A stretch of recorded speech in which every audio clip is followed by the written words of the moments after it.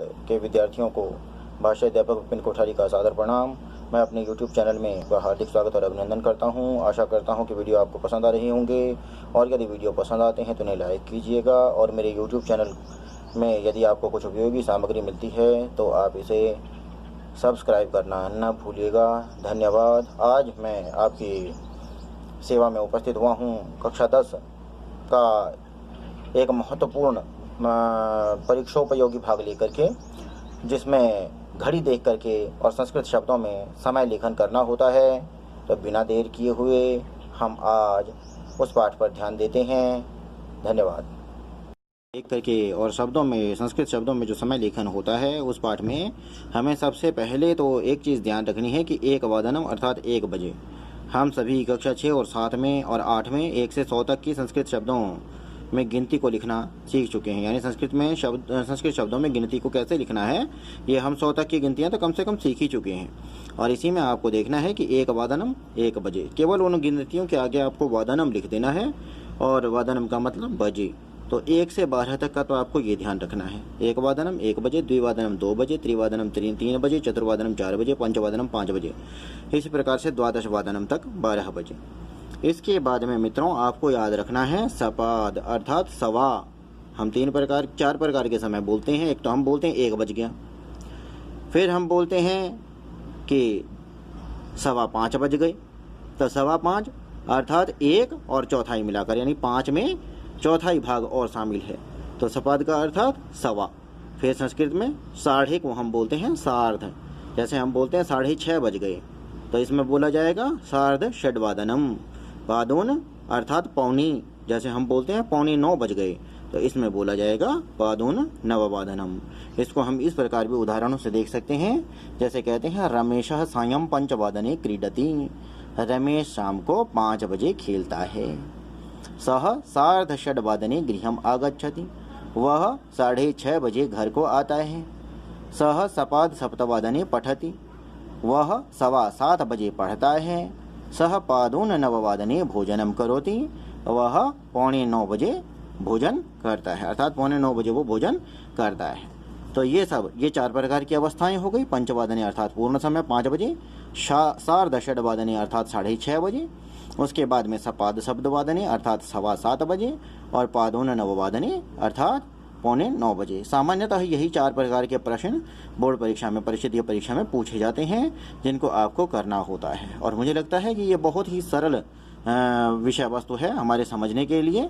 इसके अतिरिक्त भी यदि कुछ शंकाएं हैं तो उन्हें हम देखते हैं।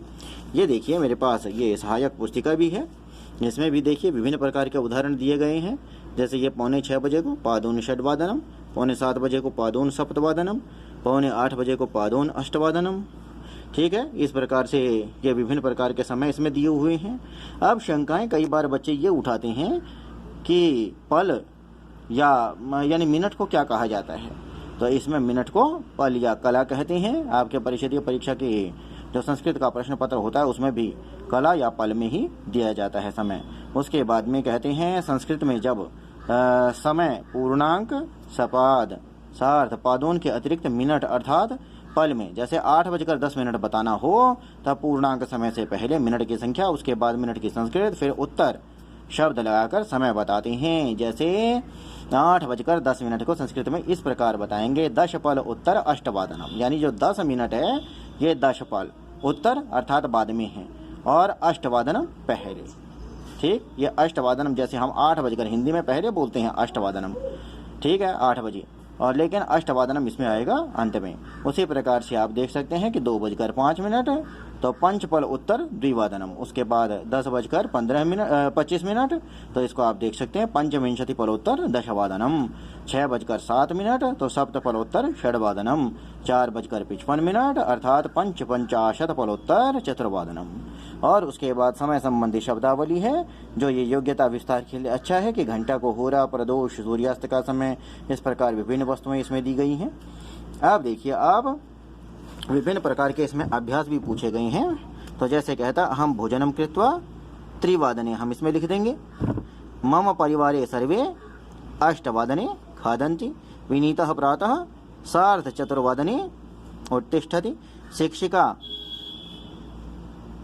ठीक है। अब यहाँ पर क्या आया 8:15, तो सपाद अष्टवादने विद्यालयम गच्छति, सह सायं, फिर यहाँ क्या आया 5:45, तो यानी 5:45, तो पादोन षड्वादने उद्याने क्रीडति। अक्सर बच्चे इसमें गड़बड़ कर जाते हैं, इसको यानी 5:45 जो लिखा है इसे 5:45 के बजाय वे पादोन पंचवादनम लिख देते हैं, जबकि लिखना चाहिए पादोन षड्वादनम यानी 5:45 बजे। तो इसी प्रकार से अनेक उदाहरण इसमें दिए गए हैं। जैसे ये है पंचवादने हो गया, फिर ये हो गया सपाद सप्तवादनी, उसके बाद ये हो गया सार्ध नववादनी, और उसके बाद ये हो गया पादोन द्वादशवादनी। तो मुझे लगता है कि आपको काफ़ी कुछ इसमें समझ आ गया होगा। यदि इससे संबंधित कुछ भी प्रश्न हो तो आप इसमें कमेंट करके पूछ सकते हैं। विभिन्न प्रकार के प्रश्न हो सकता है बच्चों के मन में उठते हों, संस्कृत प्रेमियों के मन में उठते हों, तो आप निसंकोच इसमें प्रश्न पूछ सकते हैं। और वीडियो को मैं यहीं समाप्त करता हूँ। धन्यवाद, नमस्कार।